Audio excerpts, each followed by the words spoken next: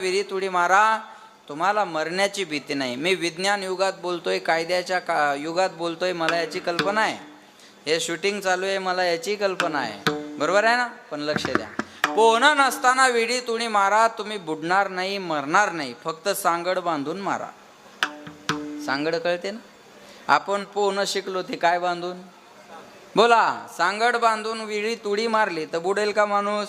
नाही. तसं सांगड बांधून गर्भवासात उडी मारा, पण कोणती? सांगड बांधा रे भक्तीची, नारायण नामाची सांगड बांधून गर्भवासात या. गर्भवासाचं धोकं होण्याचं कारण नाही. असा एक अर्थ घ्या. अजून सोपं करून सांगतो चला. एखाद्या माणसाला फाशीची शिक्षा झाली तर त्याला कोणी वाचू शकतं का? बोला. आपल्या माहितीप्रमाणे त्याला वाचू शकत नाही, पण कायद्याच्या नियमाप्रमाणे त्याला एक माणूस वाचू शकतो. त्याचं नाव आहे राष्ट्रपती. राष्ट्रपतीचा स्वतंत्र अधिकार आहे. आणि देशाच्या राष्ट्रपती आहे द्रौपदी मुर्मू. एका आदिवासी महिलेला भारताचं सर्वोच्च पद दिलं. लक्षात ठेवा बरं का, ही सामान्य गोष्ट नाही. मला सामान्य गोष्ट नाही. लक्षात घ्या, एखाद्याची फाशी जरी रद्द करायची असेल तर राष्ट्रपतीच्या सिग्नेचरनं सहीनं रद्द होते.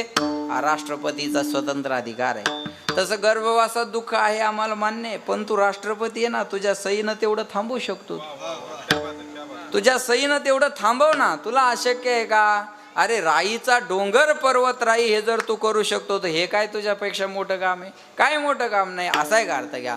अजून सांगतो मी तुम्हाला. चला, एखाद्याला फाशी, हे बघा, आपण एखाद्याला जर मारून टाकलं, मी तुम्हाला प्रॅक्टिकल बोलेल, तुम्हाला कळलं असं सांगेल. एखाद्याचा खून केला आपण, तर आपल्याला कशाची शिक्षा होईल? बोला, नाही तर द्यावी लागेल. बोला. हां, असं मोकळं बोला एकदम.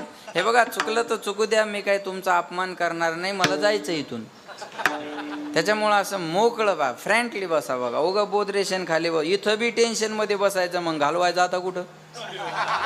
हां, कीर्तन भजन टेन्शन मुक्त होण्यासाठी ना आनंदी राहण्यासाठी. काही इथं बी गंभीर बसतात, मग तुला असं काय? जाऊ द्या तिकडे. लक्ष द्या माझ्याकडे. एखाद्याला फाशीची आपण जर मारून टाकलं तर कशाची शिक्षा होईल आपल्याला? फाशीची. म्हणजे माणूस मारल्याची सजा काय आहे? फाशी आहे ना. बरोबर आहे. माणूस मारल्याची सजा कायद्याच्या नियमानं, संविधानाच्या ऍक्टनं फाशी आहे. बरोबर आहे. मग फाशी देण्यासाठी मशीन असतं का माणूस? माणूस. ऐका, आपण एखाद्याला मारलं तर आपल्याला फाशीची शिक्षा आहे. फाशी देणारा आठवड्याला माणसं. आजपर्यंत तुमच्या डोक्यात आलं नसेल, तुम्ही काय याला खोटं बी म्हणू शकत नाही. माणूस मार, कायदा, देश संविधानावर चालणार आहे ना, संविधानावर चालणार आहे ना. मग कालच अजित दादानं सांगितलं, इथं कोणी जरी असला तर कायद्यापुढं कोणी मोठा. आणि मग कायदा आहे ना, माणूस मारल्याची शिक्षा फाशी आहे. म्हणजे जो माणसंच मारतो त्याला पगार तुम्ही का देता? एका देशात, एका संविधानावर चालणाऱ्या देशात असा वेगळा वेगळा न्याय का असावा? लक्षात. बरोबर आहे ना. त्याला सरकारी घर राहिला, त्याला सगळ्यांच्या निगराणीमध्ये तो माणसं मारतो, त्याची पगार भेटती. आपण चोरून मारला तर पुरावे सापडतात. हां, बरोबर आहे ना. आपण चोरून मारला तर पुरावे सापडतात. तो उजागर मारतो, त्याला पगार मिळते. कसं काय? लक्ष द्या माझ्याकडे. आता आपण माणूस मारला सरकारच्या आणि कायद्याच्या विरोधात. आपण माणूस मारला सरकारच्या आणि कायद्याच्या विरोधात, आणि त्यानं माणूस मारला सरकारची आज्ञा म्हणून. सरकारच्या आज्ञेनं केलेल्या कामाची पगार आहे. एखाद्या पोलिसानं जर एखाद्या गुंड्याला शूट केलं तर त्याला एक मेडल वाढतं त्याचं. तुम्ही सीमेवर जा, जो जास्त आतंकवाद्याला मारणार आहे तो फेमस सैनिक असतो. आणि मला वाटतं आज मेजरांचीच पंगत होती का काल होती? आज. बरोबर आहे ना. टाळ्या वाजवा त्या मेजर. लक्षात आलं? सीमेवर जो जास्त आतंकवाद्याला मारतो त्याचा पुरस्कार आहे. ही क्रिया फार महत्वाची. लक्षात ठेवा. देवाच्या आज्ञेनं, सरकारच्या आज्ञेनं जर केलं तर त्याची पगार मिळते. म्हणून ही तुझी आज्ञा आहे. येतो जातो आम्ही देवाच्या सांगाय. तुझ्या सांगण्यावरून जात असेल तर पगार मिळायला पाहिजे. म्हणून आम्हाला सुखानं गर्भवासात घाल. नाही तर अजून एक अर्थ असा घ्या, पुढं जर मोठं सुख दिसत असेल तर छोटं दुःख माणूस आनंदानं सहन करायला तयार होतो. आता पावसात येण्यात सुख आहे का?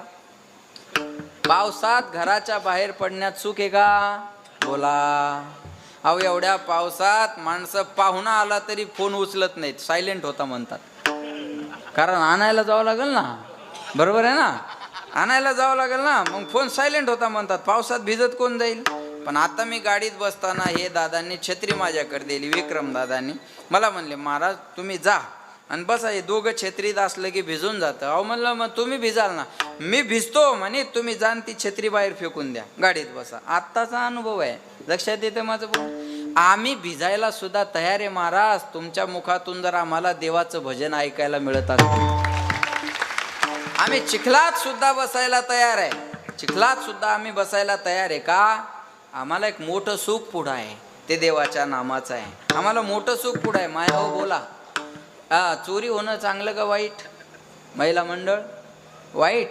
चोरी होणं, एका मुद्द्यावर थांब राहा. चोरी होणं वाईट आहे. ऐका, चोरी होणं वाईट आहे ना. माझ्याकडे लक्ष द्या. एका चोराने एका घरून चोरी केली, तिथून त्याला 10,000 रुपये मिळाले. पहिलं घर फोडलं, त्याला 10,000 रुपये मिळाले. 10,000त समाधान झालं नाही म्हणून दुसरं घर फोडलं मावल्या हो, आणि दुसऱ्या घरून त्याला 5,000 रुपये मिळाले. पहिल्या घरून किती मिळाले? 10, आणि दुसऱ्या घरून 5. पण ते दुसरं घर फोडताना त्या घरातल्या माणसाला जाग आली आणि या चोराला कळलं कोणीतरी जागं झालं. जेवढ्या लवकर पळता येईल तेवढ्या लवकर ते पळून गेले, तेवढ्या लवकर पळून गेले. आता माणूस उठला, पाहतो तर काय, रात्रीच 5,000 रुपये कपाटात बोजून ठेवले आणि चोरानं ते घेऊन गेला. रडत बसला, आता काय करावं. तेवढ्यात एका गाठोड्याकडे लक्ष गेलं.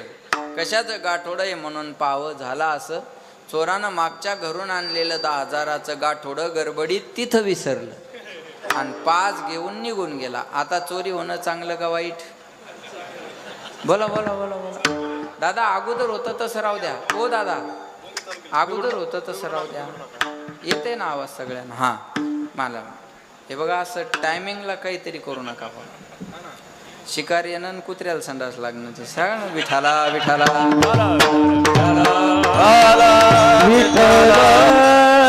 लक्षात येते का माझं बोलणं? गेले किती? 1,005 आणि मिळाले किती? 10. मग फायदा कितीचा? 5चा. रोज हो द्या ना. तुमच्या घरी नाही, माझ्या घरी. एका चोरी मागे जर 5,000चा फायदा आहे तर चांगली आहे ना. कळलं माझं बोलणं? तसं गर्भवासाचं दुःख आहे 5,000च. कळलं? गर्भवासाचं दुःख आहे 5,000चं आणि भजनाचा फायदा आहे 10,000सारखा. रोज होऊ द्या. तुका रोज गर्भवासात घाल, काही अडचण नाही, आम्ही जन्म घ्यायला तयार आहे. तुका म्हणे गर्भवासी सुखे घालावे आम्हास, गुण गाईन आवडी याची माझी. बस दुसरं जोडायचंच नाही, सर्व जोडी असा अभंगाचा सर्व अर्थ आहे. विठाला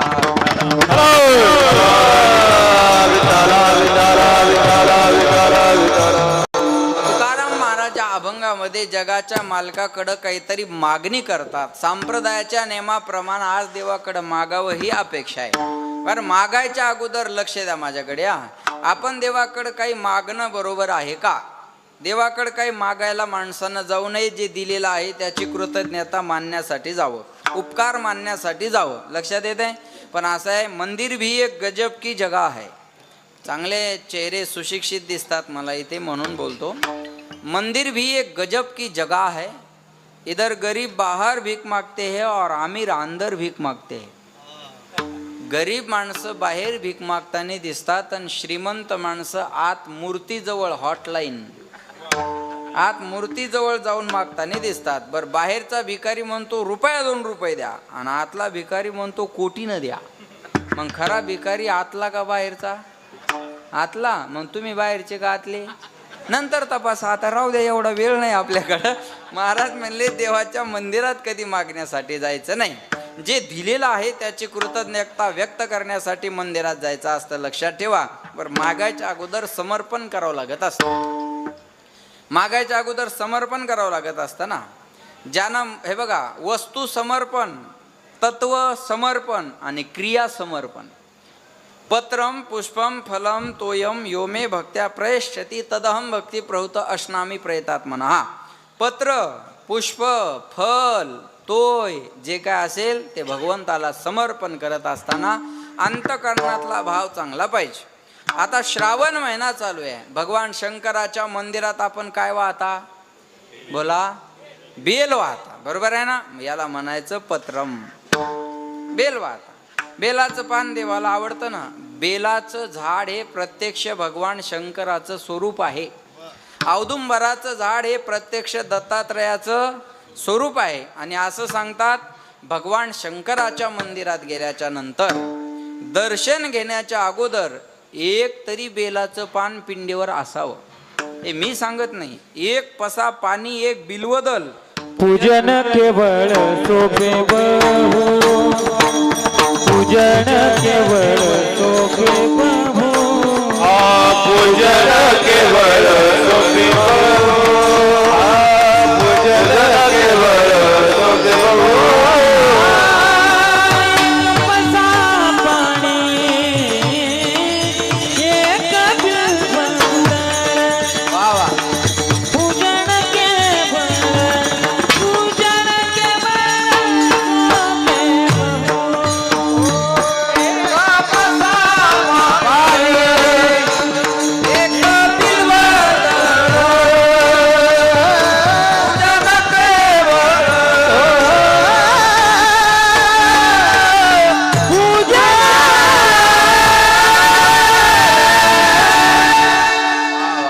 एक पसा पाणी. तेच मिश्राजीनं सांगितलं, एक लोटा जल. एक लोटा जल, सब समस्या हल. बरोबर आहे. ते नामदेव रायनं अगोदर कितीतरी वर्षापूर्वी सांगितलं, एक पसा पाणी, एक बिल्वदल. पसाभर म्हणजे लोटाभर, नाही तर अर्धा लोटा. बरोबर आहे ना? छोटा लोटा असेल तर तेवढा झाला ना तो. एक पसा पाणी, एक बिल्वदल. पूजन केवळ सोपे भाऊ. भगवान शंकराची भक्ती अतिशय सोपी आहे. भगवान शंकरा एवढी सोपी भक्ती जगात कुणाची नाही. तांब्यावर पाणी न्यायला काही पैसे लागत नाही, आणि एक बेलाचं पान न्यायला काही फार पैशाचा तो विषयच नाही. बरोबर आहे ना? हा, हे सांगणाऱ्याला लागतात. तुम्ही अलर्ट ना, त्याच्याबद्दल धन्यवाद तुम्हाला. विठाला विठाला. एक पसा पाणी, एक बिल्वदल. पूजन केवळ सोपे बहु. आणि तेवढ्यावर भोले बाबा प्रसन्न होतात. शिव भोळा चक्रवर्ती त्याचे पाय माझे वाचे वदता शिव नाम. दयान बाधी क्रोध काम. आणि मिळतं काय? धर्म अर्थ काम मोक्ष. चारही पुरुषार्थ कधी? शिव देखता प्रत्यक्ष. भगवान शंकराला नुसतं पाहिलं तरी हे चारही पुरुषार्थ आपल्याला मिळाल्याशिवाय राहत नाही महाराज. एवढं सोपं साधन आहे. एवढी सोपी भक्ती भगवान शंकराचे. म्हणून म्हणतात, भोलानाथ से निराला कोई और नहीं, गौरीनाथ से निराला कोई और नहीं. जिनका डमरू डम डम बोले, अगम निगम के भेद खोले. जिनका डमरू डम डम बोले, अगम निगम के भेद खोले. ऐसा डमरू बजाने वाला की सवारी शंभुनाथ रे, ओ शंकरनाथ रे. भगवान शंकरासारखं भोळं दैवत त्या जगाच्या पाठीवर दुसरं कोणतं नाही. पण हे सगळं प्रसन्न कशानं होत असेल तर पत्रम, एका पत्रानं. बरोबर आहे ना? बरं, भगवान शंकराचे भक्त होते रावण.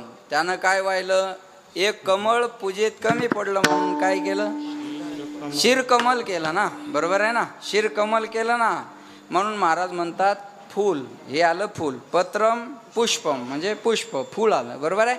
एवढ्या मोबदल्यात भगवान शंकरानं काय दिलं नाही रावणानं? पत्रम पुष्पम फलम तोयम यो मे भक्त्या प्रयश. समर्पण करावं लागेल. समर्पणाशिवाय अधिकार मिळणार नाही. बघा, घेशी तेव्हा देशी. हां, लक्ष देते तुमच्या? हां, लक्ष देते ना? हां, घेशी तेव्हा असं आहे का? नाही, घेशी तेव्हा देशी. ऐसा असशी उदार. अगोदर तपे विन दैवत आणि दिधल्या विन प्राप्त. तपाशिवाय दैवत नाही आणि दिल्याशिवाय मिळत नाही. दिल्याशिवाय समर्पण करावं लागेल. ज्यानं महिनाभर काम केलं त्याला महिन्याची पगार मागण्याचा काय आहे? बोला, अधिकार आहे. ज्यानं दिवसभर शेतात काम केलं त्याला दिवसाचा रोजगार मागण्याचा काय आहे? अधिकार आहे. 8 दिवस गायन वादन केलं, उद्या पाकिट मागण्याचा काय आहे? अहो आहे, सेवा केल्यावर ते बरोबर आहे ना, मोबदला द्यावा लागेल ना आपल्याला. लक्षात ठेवा बरं का, बरोबर आहे ना, बरोबर आहे. समर्पण करावं लागेल ना. समर्पणाशिवाय अधिकार मिळत नाही. लक्ष देऊन ऐका बरं का. महिनाभर काम करणाऱ्याला महिन्याची पगार मागण्याचा अधिकार आहे. दिवसभर शेतात काम करणाऱ्याला दिवसाचा रोजगार मागण्याचा काय आहे? अधिकार आहे. मतदानाच्या अगोदरच्या दिवशी उमेदवाराला पैसे मागणं मतदारांचा काय आहे? अधिकार. धन्यवाद. इथून देशाच्या विकास, महाराज, विकासाला सुरुवात आहे. इथून देशाच्या विकासाला सुरुवात आहे. एकट्या सरपंचाला आणि मोदीला नाव ठेवून फायदा नाही. हे बघा, नेते निवडून आल्यावर भ्रष्टाचार करतील, मतदार तर मतदानाच्या अगोदर करतो. बरोबर आहे ना. मतदार तर मतदानाच्या अगोदर करतो ना. अरे आपल्या रक्ताचा जाऊ द्या, आमदार खासदार थोडे लांबचे असतात, सरपंच तर गावातला असतो, आपल्या भावकीतला असतो, आपल्या रक्ताचा असतो. बरोबर आहे. गावातला भावकीचा रक्ताचा माणूस जर निवडून द्यायला 50-50 लाखाचा खर्च येत असेल तर आपण किती इमानदार आहोत हे आपलं आपण तपासलं पाहिजे. बरं, हा खर्च एकट्या निवडून विजयी होणाऱ्यालाच येत नाही ना, पडणाऱ्याला तेवढाच येतो. Same to you. विठाला विठाला.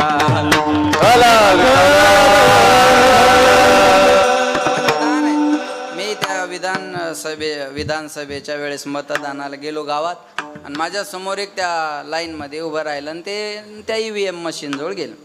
बराच वेळ तिथंच उभा राहिला. त्याला म्हणलो, किती वेळ उभा राहता, करा ना मतदान. तो म्हणे, करायचंय हो. म्हणलं, मग करत का नाही? म्हणे, रात्री कुणी पाजलं त्याचं नावच आठवना. बघा, लक्षात ठेव. समर्पण आहे ते. मतदान आहे. मतदान मतदान आहे ना, मग ते दान करा. बरोबर आहे ना. समर्पणाशिवाय अधिकार मिळत नाही. महाराज म्हणले, देह समर्पिजे देवा, भार काहीच न घ्यावा. समर्पण कशाचं करायचंय? देहाचं. आणि मागायचं काय? काहीच नाही. देह समर्पिजे देवा, भार काहीच न घ्यावा. आणि त्याच्यानंतर होईल आघवा तुका म्हणे आनंद. एवढी सोपी गोष्ट थोडी आहे. भक्ती तो कठीण, सोळावरीला पोळी, निवड येतो बळी विरळा शोर. महाराज म्हणतात ती काही सोपी गोष्ट आहे का? अजिबात सोपं नाही महाराज आहे. लक्षात ठेवा, सर्वस्वाचं समर्पण करावं लागत असतं. महाराज म्हणले, आमच्या जीवनात समर्पण थोडं आहे, भक्ती ज्याची थोडी, पूर्ण विषयाची गोडी. आपल्या जीवनात भक्ती थोडी आहे, विषयाची गोडी जास्त आहे. बघा, अर्ध्या तुटलेल्या उदबत्तीत त्याला वाटतं देवानं आपल्या मागच यावं. अर्ध्या तुटलेल्या उदबत्तीत आहे ना. महाराज म्हणले, एवढं सोपं नाही. कोण कहता है भगवान आते नहीं, द्रौपदी की तरह हम बुलाते नहीं. कौन कहता है भगवान खाते नहीं, शबरी माँ की तरह हम खिलाते नहीं. कौन कहता है भगवान सोते नहीं, माँ यशोदा की तरह हम सुलाते नहीं. कौन कहता है भगवान रोते नहीं, राधा रानी की तरह हम प्रेम करते नहीं. एक बार तो राधा बन कर देखो मेरे सावरिया, राधा ये रो रो कहे, क्या जानोगे मोहन तुम प्रेम की भाषा, क्या होती है आशा, क्या होती निराशा. एक बार जरा तुम प्रेम करके देखो सावरिया, राधा ये रो रो कहे. एक बार तो राधा बन कर देखो मेरे सावरिया, राधा रो रो कहे, राधा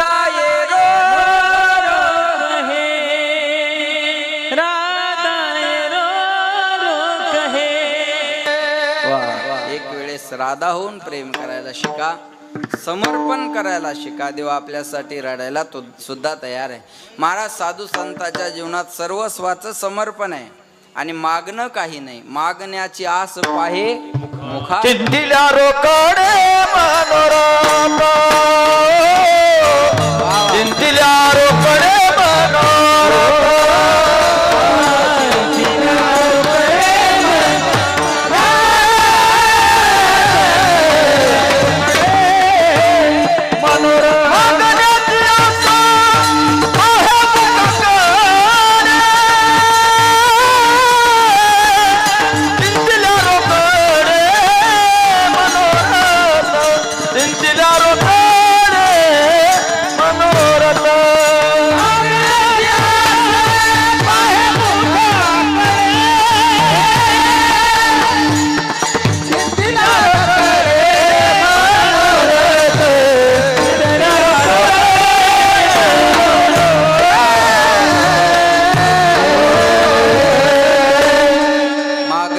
आस पाहे मुखाकडे, चिंतिला रोकडे मनोरथ.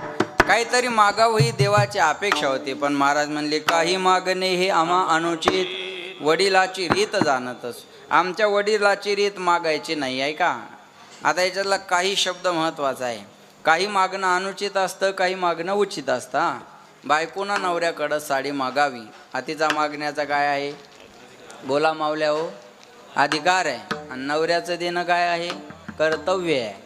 तुम्हाला नाही मागणार तर कोणाला मागणार? याच्यापेक्षा वेगळं बोलू, बायको अशी असावी तिनं नवऱ्याला कधीच काही मागू नये. आता तरी खुश व्हा. बायको अशी असावी तिनं नवऱ्याला कधीच काही मागू नये, पण नवरा असा असावा बायकोला मागण्याची वेळच येऊ देऊ नये. टाळ्या वाजल्या त्या अर्थी हे ऐकत नाहीत असा त्याचा अर्थ आहे. बरोबर आहे ना? ते पटलं त्यांना, बरोबर आहे. पण आपल्या संसारात असं आहे का? नाही. आपल्या संसारात वर्षभर मजा भरत अण्णा, नवीन लग्न झालं की नवऱ्यानं बोलायचं आणि बायकोनं ऐकायचं. किती दिवस? वर्ष दीड वर्ष. दीड वर्षात एखादा मुलगा मुलगी झालं की पॅटर्न बदलतं. मग बायकोनं बोलायचं, नवऱ्यानं ऐकायचं. आणखी एखादं झालं की दोघांना बोलायचं आणि सावडीनं ऐकायचं. संसाराचं स्वरूपच असं आहे. जे प्रेम सुरुवातीला आहे ते नंतर राहत नाही. नवीन लग्न झालेलं जोडपं विक्रमदादा रस्त्यानं चाललं तरी हाताला हात धरून चालतं. किती दिवस? 2-3 महिने. 2-3 महिने झाले की तो 50 फूट पुढं, ही 50 फूट मागं. ती म्हणते आहो, हा म्हणतो बोंबलू नको, चाल. जे प्रेम सुरुवातीला आहे ते नंतर राहत नाही. तर ते नवीन लग्न झालं की ते वातावरण फार सुंदर असतं बरं का. नवीन लग्न झालेलं म्हणजे वसंतात फुललेलं जसा बहार असतो का नाही, बस असंच ते एकदम हिरवळ असते, सुंदर हिरवळ. ते लाजणं, मुरडणं, एकमेकाची मान मर्यादा ठेवणं, एकमेकाला नसल येत तरी स्टँडर्ड बोलण्याचे प्रयत्न करणं, इम्प्रेशन राहावं बाबा एकमेकावर. बरोबर आहे. आहो, काहो, केव्हा, एव्हा, तेव्हा असं सगळं असतं बघा. ते यानं करमाळ्याला जरी चालला तरी 4 फोन 5 फोन करायचे. आणू का तुला काही खायला? हवं आहे का तुला काही? आणि 2-4 महिने झाले की हे फोन घरी असतो उचलत नाही, म्हणते गाडीत आवाजच आला नाही. हे काही दिवसानं असं होतं बघा. हे प्रेम सुरुवात. नवीन लग्न झालं की त्या नवरीला विचारा, दादा दिसत नाही, दादा दिसत नाही.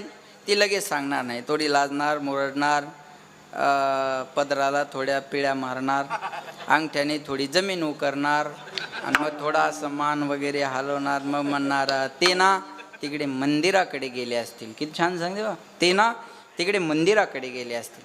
ह्याला म्हणावं, अरे ते वहिनी दिसा ना. त्याला तर वहिनी नाव घेतलं, त्याला ते नाव घेतलं तरी एकदम असं प्रफुल्लित होतो चेहरा त्याचा, म्हणजे नेमकंच फवारा मारल्यासारखा पाणी. हा मग ते अरे वहिनी दिसत नाही. ती ना ते सानप महाराजांचं कीर्तन आहे तिकडे गेली असेल. किती दिवस? हे प्रेमाचं बोलणं 2-3 महिने. 2-3 महिने झाले की हिला विचारावं, दादा दिसत नाहीत, गेला असेल कुठं बोंबलत. असंच असतं बरं का, गेला असेल कुठं बोंबलत. ह्याला म्हणा वहिनी दिसत नाही, तिचा का मालक आहे का, ती विचारून जाती जे ते बरं आहे. बरोबर आहे ना. थोड्या दिवसात हे सगळ्याच्या अनुभवाला येतं का नाही? बोल. जे प्रेम सुरुवातीला आहे ते नंतर राहत नाही.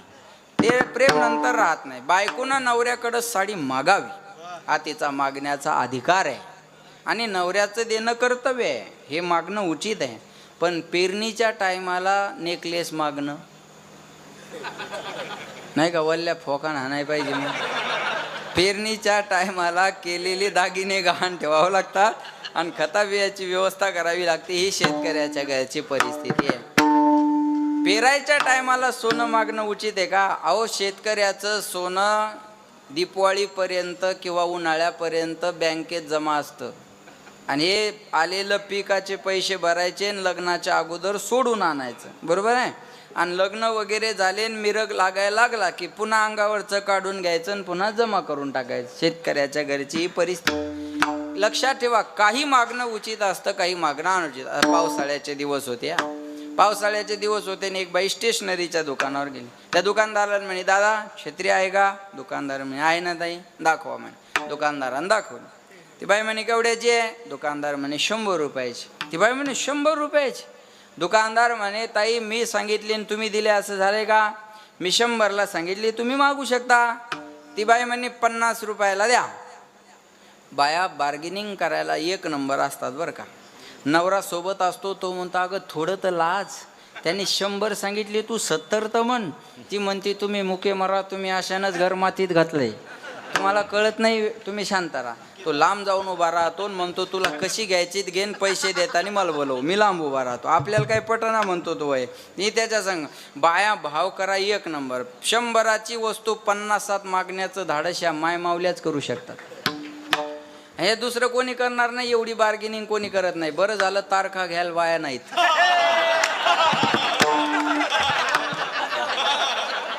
नाही तर महाराज डिझेलवर मेला असता आणि तुला तर एसटीनं जेव्हा लागला. गाड्यान फिड्या असतात होय रे वादकाला आणि गायकाला. हा फक्त तारखा घ्यायला बाया पाहिजे होत्या. तू जाताना पायी जावं लागला. विठाला विठाला त्या बाईला जर म्हणलं असतं, ताई अहो लांबचा प्रवास आहे आमचा, महाराज येताना तर उतारच आहे, बरं तेल तरी लागणार आहे का तुम्हाला?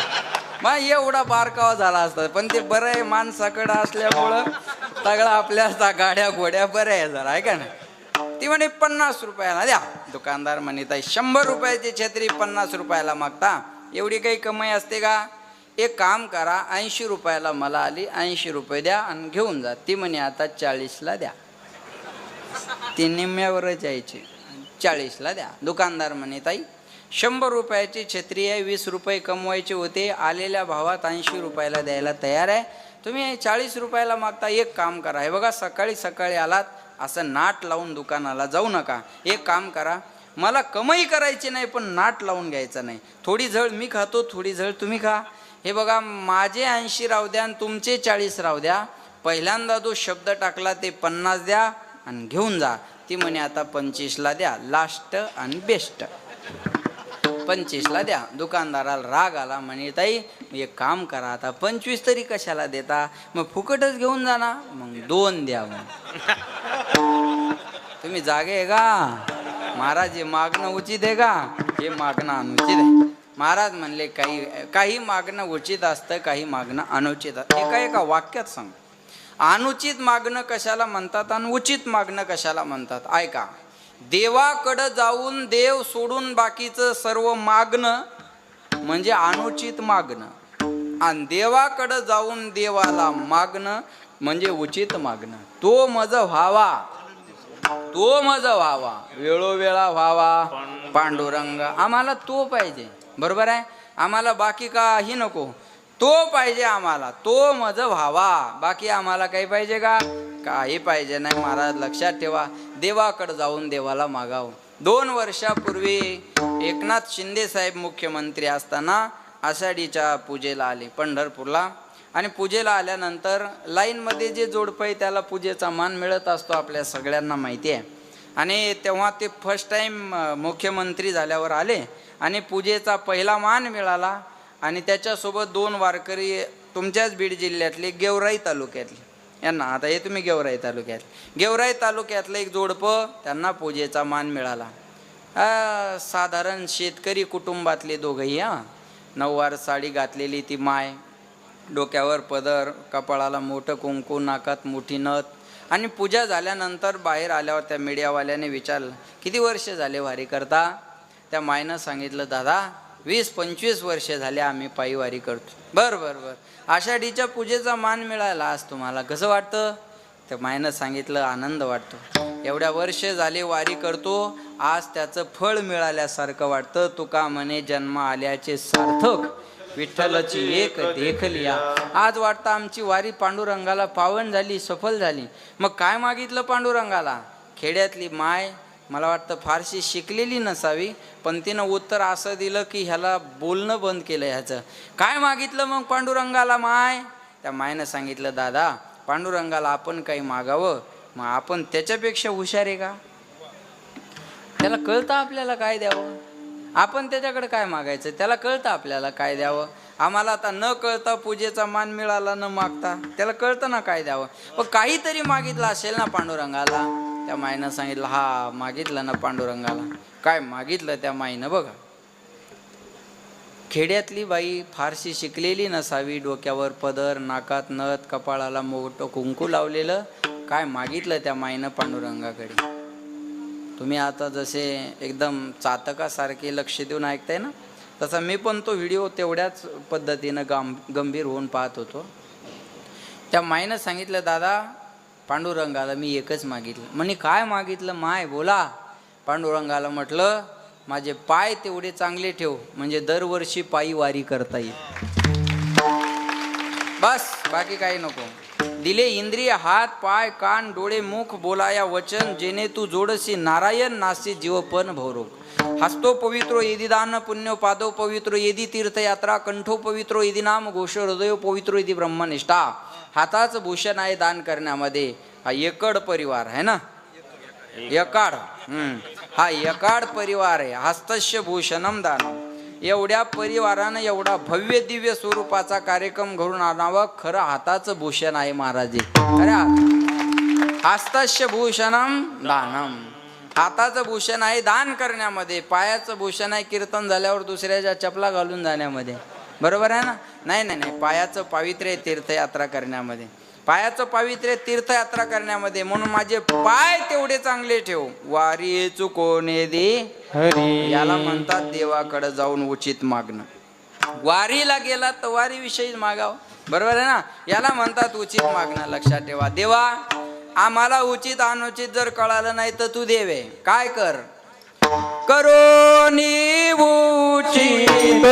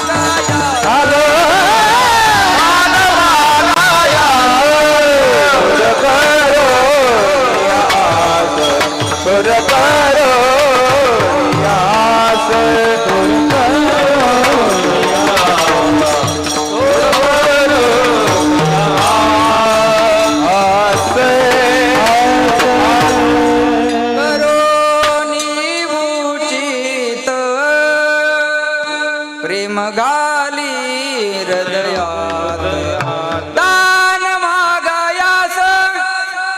काल झालं ते. हा महाराज म्हणले करोनी उचित प्रेम घाली हृदयात, आलो दान मागायास थोर करोनिया आस. उचित ते करा भाव जाणून खरा. आम्हाला उचित अनुचित कळत नसेल तर तू देव आहे ना, तुला कळते ना. आमच्यासाठी जे उचित असेल ते तू कर. करोने विनवणे पायी ठेवितो माता, पायी ठेवितो माता.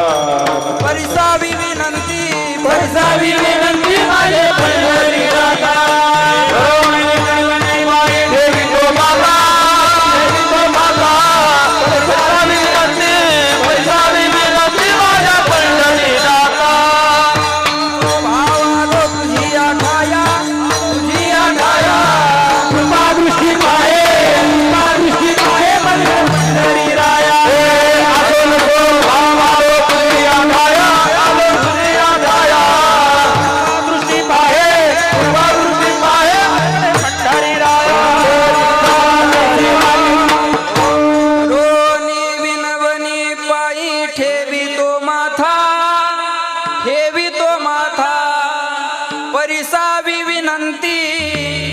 विसावी विनंती माझी पंढरीनाथा असो नसो भाव आलो तुझी आठाया तुझी आठाया कृपा दृष्टी पाहे मजकड पंढरी राया तुझे दास्य करू आणि का मागो खावया दिग्ग झाले जिने माझे पंढरी राया दास्यत्व तुझं करायचं तुझ्या नावान टाळ वाजवायचे आणि लोकांच्या दारात जाऊन मागायचं तू दे आम्हाला देणं तुझं काम आहे कळलं माझं बोलणं नाही आम्हा चिंता वस्त्राया पोटाची का तुझे दास्य करू आणि का मागू खावाय तुझं दास्यत्व केलेलं आहे ना मग तुला नाही मागणार तर कुणाला मागणार लक्षात ठेवा पण आमच्या अंतःकरणात भाव असो नाही तर नसो पण तुझ्या दारात आलो ना कृपा दृष्टी पाहे मजगड पंढरीला उचित ते करा भाव जाणून खरा आम्हाला उचित अनुचित कळत नाही देवा पण तू देवे तुला कळते ना मग आमच्यासाठी काय उचित असेल ते दे तुझा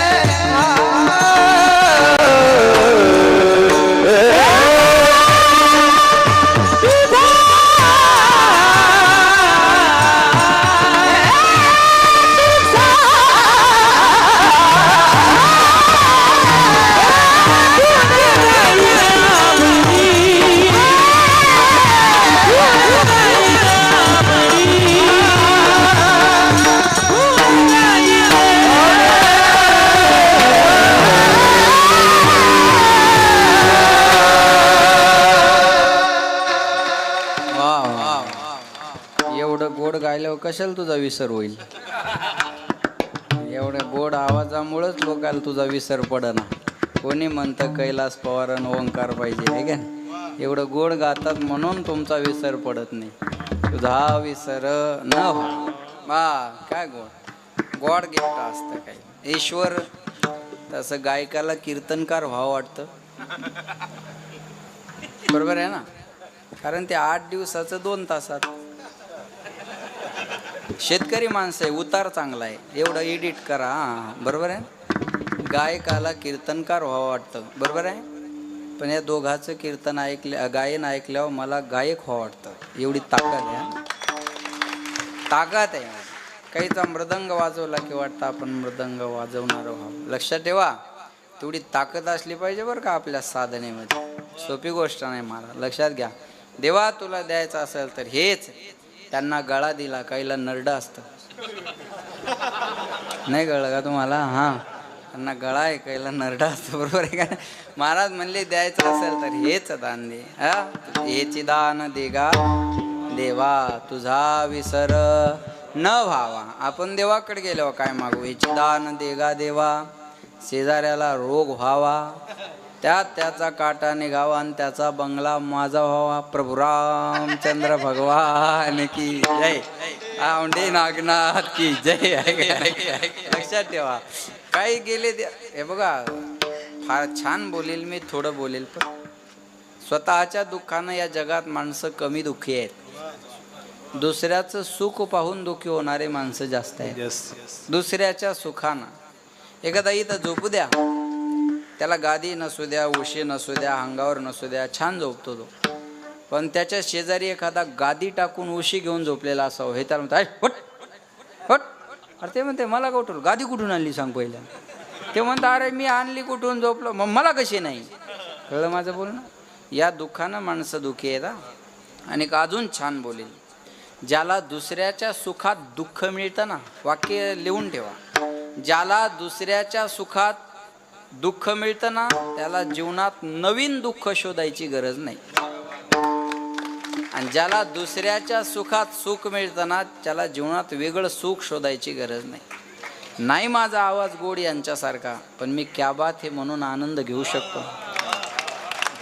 नाही मला एवढं सुंदर वाजवता येत, पण काय अण्णा मी म्हणू शकतो ना, आनंद घेता येत नाही. हे बघा, गुणवान होणं एक वेगळं आहे, आणि गुणवानावर प्रेम करणं ही जगातली सगळ्यात मोठी कला आहे. काही माणसं फक्त गुणवानावर प्रेम करून आज महाराष्ट्रात लौकिक मिळवलेला आहे. गुणदोष दृशिर्दोष गुणस्तु भयवर्जिता, हा जगातला सगळ्यात मोठा दोष आहे, दुसऱ्याचे गुणदोष पाहणं. आणि जगातला सगळ्यात मोठा गुण आहे कुणाचेही गुणदोष न पाहणं. आणि काचे काणी गुणदोष मनाना. आणि आपला जास्तीत जास्त वेळ याच्यात खर्च होतो बरं का. मला बऱ्याच गोष्टी माहीत नसतात. महाराजांची माझी गाडी चर्चा झाली, ते म्हणले हे तुम्हाला माहीत नाही? म्हटलं नाही. मग हे बी तुम्हाला माहीत नाही? म्हटलं नाही. म्हटलं मला त्याला फारसं महत्त्व द्यावं अशी माझी इच्छाच नसते. लक्षात आलं का माझं बोलणं? पण आपल्याला सवय लागलेली आहे झालेल्या गोष्टीबद्दल चर्चा करणं आणि वेळ घालवणं. आणि जे झालेल्या गोष्टीबद्दल चर्चा करत राहतात ना, ते जीवनात उत्कर्ष नाही करू शकत मला. म्हणून म्हणतात बीती बातें दोहराने की आदत सी हो गई है. बीती बातें दोहराने की आदत सी हो गई है. बीती बातें दोहराने की आदत सी हो गई है. श्री जी के चरणों में रहने की आदत सी हो गई है. बीती बातें दोहराने की आदत सी हो गई है. बीती बातें दोहराने की आदत सी हो गई है. एकाच घटने